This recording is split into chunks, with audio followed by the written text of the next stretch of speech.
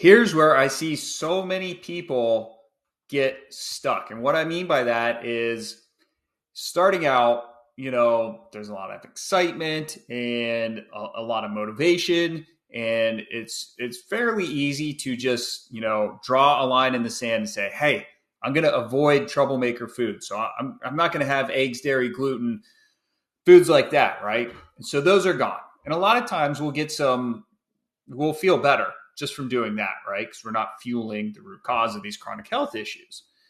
And that feels like you've done a lot, and you have done a lot. And, you look around and you're like, wow, no one else is willing to give up these foods. Like I'm doing really good.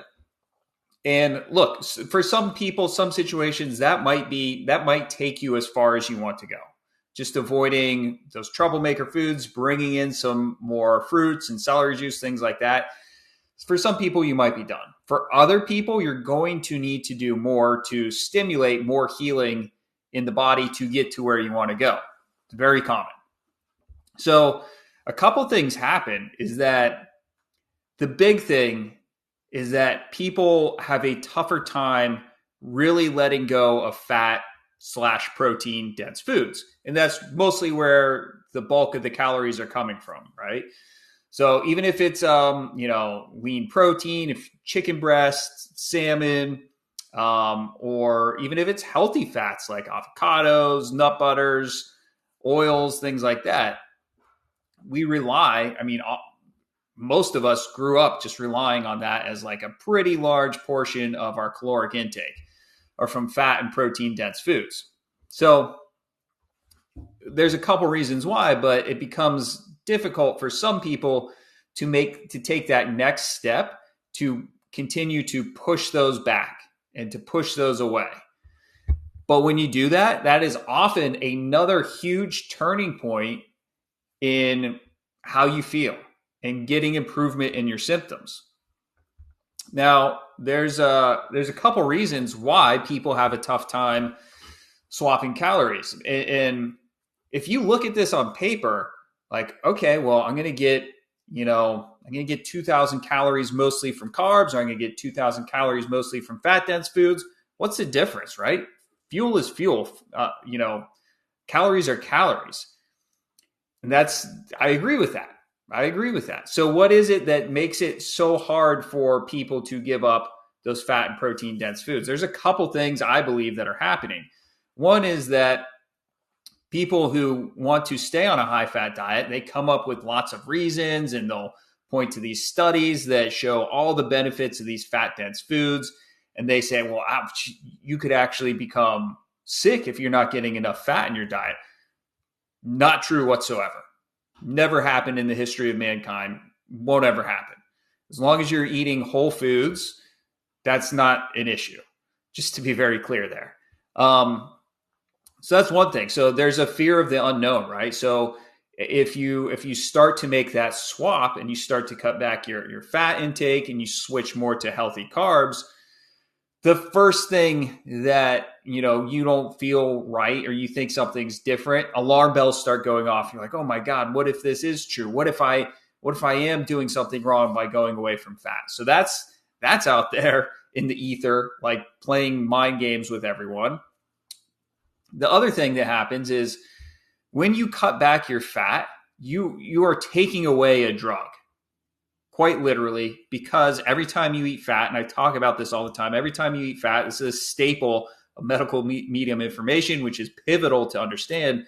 Every time you eat fat, your adrenal glands will release adrenaline. That acts as a steroid, makes you feel nice, covers up how bad you otherwise would feel, and you're not in a cleansing mode. So it's kind of like that comfort, like status quo, like, all right, like, okay, like I'm not feeling, it's almost like a numbing. Right? It's like numbing. So when you take that away, either completely or to a degree, you're losing all that. You're losing that hit of adrenaline that kind of keeps you feeling nice. So it's very common that you'll kind of miss that. And you're like, I don't feel as good.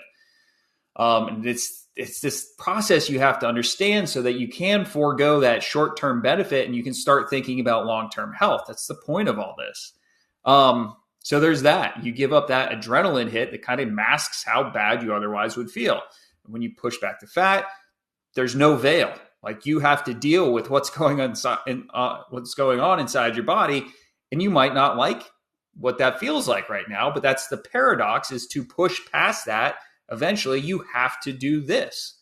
So you have to like understand what's happening. You have to have some faith in the process.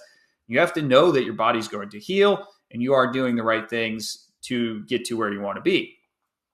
The other thing is that because fat stops cleansing, when you take away fat and you cut back on fat, your body can do more cleansing. That can produce some discomfort in the beginning. And some people, sure, you can have cleansing reactions. You might feel a little run down. You might not like how you feel. And then inherently, if you reach for some comfort food because you just want to feel better, it's almost always going to have some fat in it. That's going to stop the cleansing. You're going to get that hit of adrenaline. And you're going to say, okay, like I was missing that fat. But again, really all you're doing is you're going for instant gratification, and you're foregoing like actual healing and long-term results. So it's a lot to work through here, and it's understandable why so many people have a tough time doing this. But if you can do it and you can break through, then it does become calories are just calories. And I can easily sustain myself on a diet that's high in healthy carbs, like no problem at all, because that is true. Like it's just food. It's just food. And you're actually going to be healthier if you forego the instant gratification that you get from eating something that's fatty, and you make it to the other side. That's what the long-term focus should be.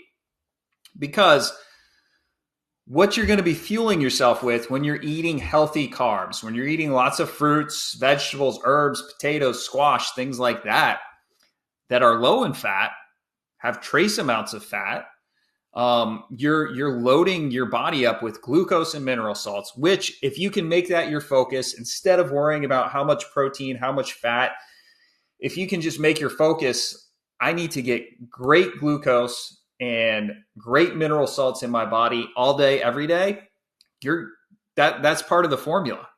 That's it right there.